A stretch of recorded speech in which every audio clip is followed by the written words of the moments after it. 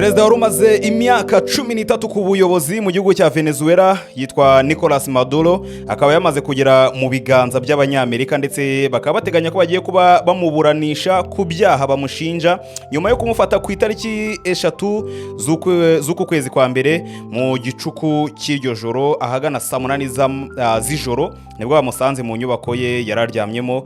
Igikomando cy'Amerika cyitwa Delta Force kiza guhangana n'abashinzwe kumurinda ariko kubera ubutasi ndetse n'ubushobozi bw'igisirikare baza kuba bamugeraho ndetse bamufata ari kumwe n'umugore we. Aka kanya akaba ari mu gihugu cya Leta Zunze Ubumwe za Amerika ndetse akaba biteganyijwe ko baraza kumusimbuza mu buryo bwihuse cyane ndetse bagahita batangira no kuba bamuburanisha. Abantu benshi ku mbuga nkoranyambaga barakaye, bamwe barakariye igisirikare cya Venezuela, abandi barakariye ibihugu birimo igihugu cy'Uburusiya ndetse n'igihugu cya China cyangwa se igihugu cy'Ubushinwa, bavuga bati kwizera bano bantu birasa nkaho bigoranye cyane ku banyapolitike bagiye batandukanye. Abandi bati barakariye Leta Zunze Ubumwe za Amerika ndetse na Perezida Donald Trump uvuga ko afite akaboko gashobora kugera kuri buri muyobozi wari wese ku isi mu gihe baba batari kumvikana ku kintu runaka. Abantu bati ese ni gute Donald Trump nka perezida w'igihugu gikomeye kigisha demokarasi ndetse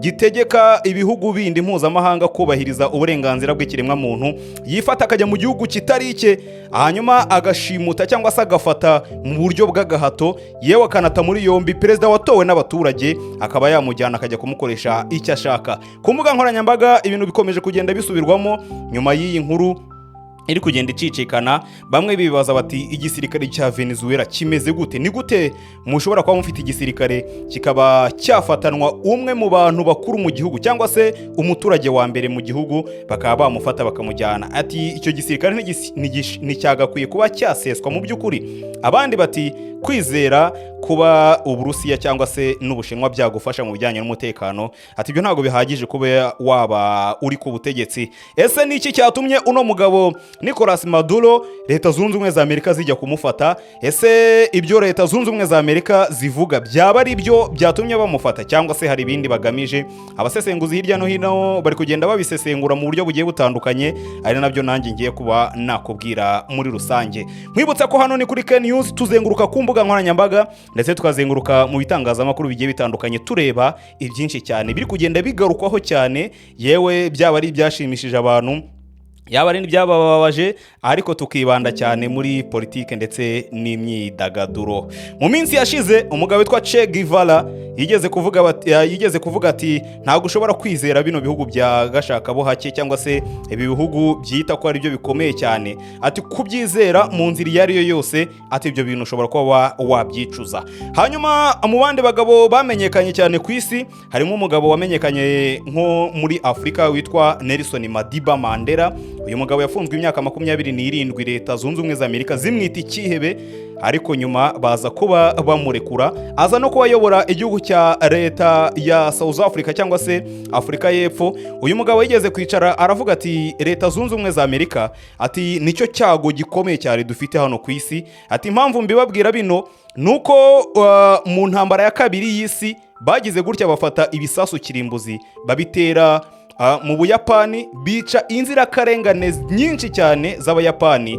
Atari ko ntago ari cyo cyari kigamijwe cyane, ati cyari kigamijwe byari ukwereka leta y'Abasoviyete cyangwa se leta y'Uburusiya bati ibingi nibyo tushobora kuba twakora mu gihe twaba tutari kumwe cyangwa se tutari mu murongo umwe, dushobora kuba twabakorera bino. Ariko babaha urugero bakoresheje inzirakarengane zo mu Yapani, ati nyinshi cyane kugeza na n'ubu bikaba bibafiteho ingaruka. Nelson Mandela ati kino gihugu cya Leta Zunze Ubumwe za Amerika ati niswe ikihebe imyaka myinshi cyane ndetse ndanafungwa cyane, nyuma biza kugaragara ko ntari ikihebe. Ati niyo mpamvu mbabwira ko kino gihugu ntago giharanira uburenganzira bwa muntu, ntago kigisha demokarasi, nta nubwo cyitaye ku bandi bantu bari bo bose ku isi uretse bo ubwabo. Ibi ni bikomeje kugenda bigarukwaho cyane. Bati perezida wanyu w'umwirabura wabayeho muri Leta Zunze Ubumwe za Amerika niwe wagize uruhare mu kwica umwe mu baperezida bari muri Afurika, wagerageje gufata amavuta, afata peteroli ndetse afata n'imitungo kamere y'igihugu cye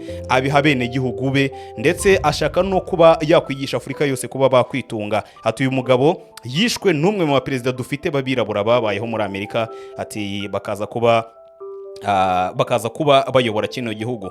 Abandi ku mbuga nkoranyambaga bati Leta Zunze Ubumwe za Amerika zavuze ko zateye Iraq kubera ko bafite ibisasu kirimbuzi. Abandi bakaba baza ati Leta ya Korea ya Ruguru ko ibifite kuki mutayiterayo? Ati ibyo ngibyo ntago bishoboka, bafite ibisasu kirimbuzi. Abantu bakibaza bati ese mu by'ukuri Leta Zunze Ubumwe za Amerika zishobora kuba zitera igihugu zivuga impamvu, ariko iyo mpamvu mu by'ukuri akaba atariyo.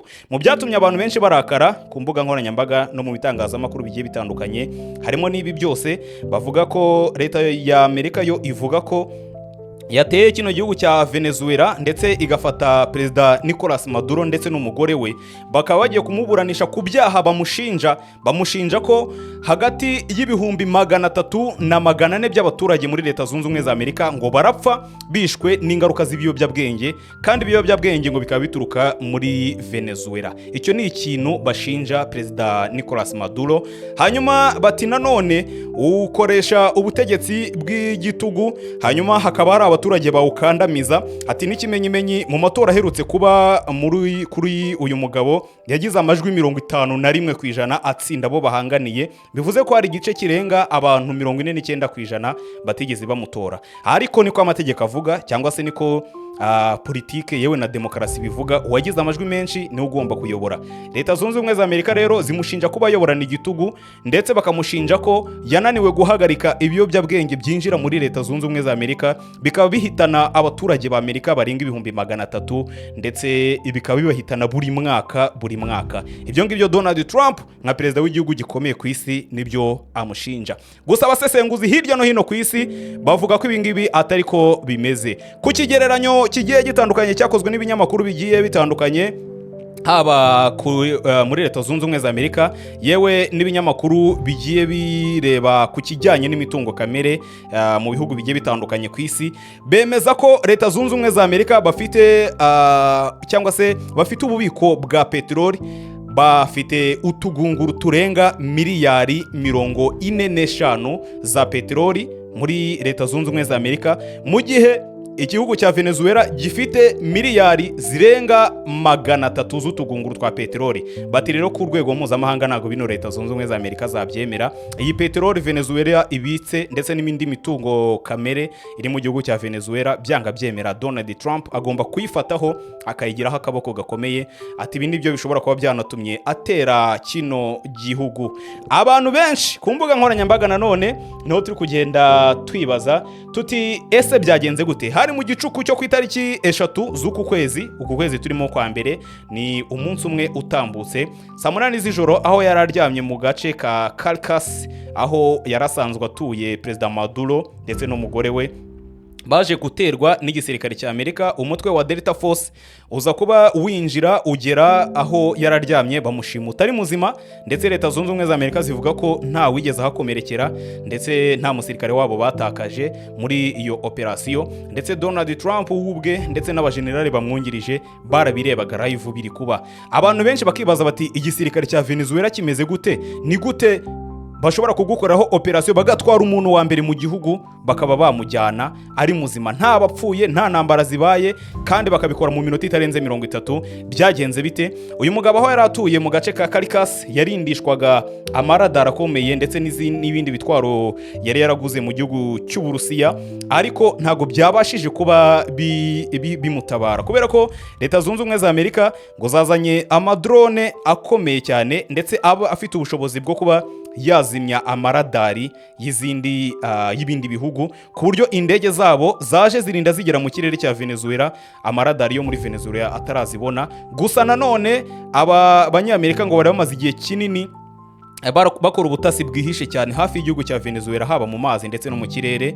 Gusa ibingibi Venezuela yarabibonye, ndetse ngo naburiwe n'Ubushinwa cyane ko Leta Zunze Ubumwe zishobora kubatera muri ino minsi. Gusa Perezida Nicolas Maduro nta kindi yagombaga gukora. Mu minsi yashize yabonye ko bitoroshye cyane, ahamagara mugenzi we Donald Trump uyobora igihugu cya Leta Zunze Ubumwe za Amerika, amubwira ko bakwiye kumvikana.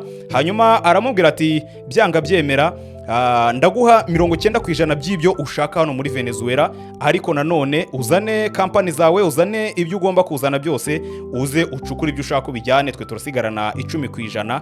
Ariko Donald Trump mu kubyemera, umunyamabanga wa Leta Zunze Ubumwe za Amerika ushinzwe ububanyi n'amahanga Marco Rubio aza kuba abyanga.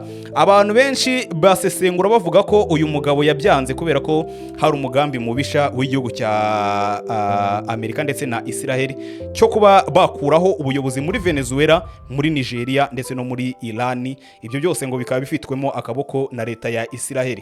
Ibyo byose rero bikaba byaranzwe na Marco Rubio mu gihe Donald Trump yari yamaze kuba yabyemera.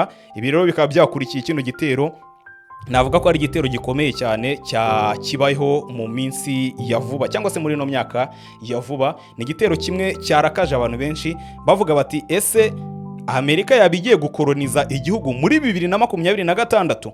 Abandi bati kuba ufite ibitwaro kirimbuzi nicyo cyonyine gishobora kuba cyakurinda nkuko Korea ya ruguru ibigenza. Bati Iran ni mwubaka ibitwaro bya kirimbuzi mufite ubushobozi, ati n'ibindi bihugu bishaka ubusugire bw'igihugu cyabo, ati niba uzi ko ufite amabuye y'agaciro, niba uzi ko ufite umutungo kamere, gerageza ubake ibitwaro kirimbuzi kuko nibyo byonyine bishobora kukurinda aka kaboko ka Leta Zunze Ubumwe za Amerika. Ibyo nibi kugenda bivugwa ku mbuga nkoranyambaga, gusa abantu benshi barakariye igihugu cy'Uburusiya, barakarira igihugu cy'Ubushinwa, baravuga bati niba umuntu yaragerageje kubizera ngo mukorane ariko ibintu nk'ibi bikamubaho nta kintu mushobora kuba mwakora, ati giteye impungenge cyane. Abandi bakarakarira Leta Zunze Ubumwe za Amerika bati kuba Uburusiya bwarateye Ukraine, ati cyo ni icyaha mpuzamahanga gikomeye cyane. Kuba Ubushinwa bushaka gutera Taiwan, ati cyo ni ikibazo gikomeye cyane kuri mwebwe, ariko kuba mwe mwatera Venezuela mukabifata nkaho ngo muri kugarura demokarasi ndetse ngo nituze rya rubanda, ati ibyo bintu ni ubuhezanguni bwanyu, ati nuko nta kindi twakora. Umuryango w'abibumbye kugeza kano kanya ntacyo uratangaza, hanyuma n'indi miryango iharanira uburenganzira bwa muntu hirya no hino ku isi nta kindi kintu bari batangaza. Twese dukomeje gutegereza turebe niki kigiye gukurikiraho, ubwo perezida wari umaze imyaka 13 mu gihugu cya Venezuela, ariko ubuyobozi ubwo agiye kuburanishwa n'igihugu cya Amerika, ndetse byitezwe ko bazahita bamuhana ibihano byihanukiriye kubera ko operasiyo bakoze yo kumufata nta kindi gamije uretse kumukura ku buyobozi. Ino ni Ken News, komeza ubane natwe, kanda subscribe, dukomeze tuzenguruke ku mbuga nkoranyambaga tureba uko ibintu bihagaze hirya no hino ku isi mu ngeri zose, mu nguni zose zigiye zitandukanye.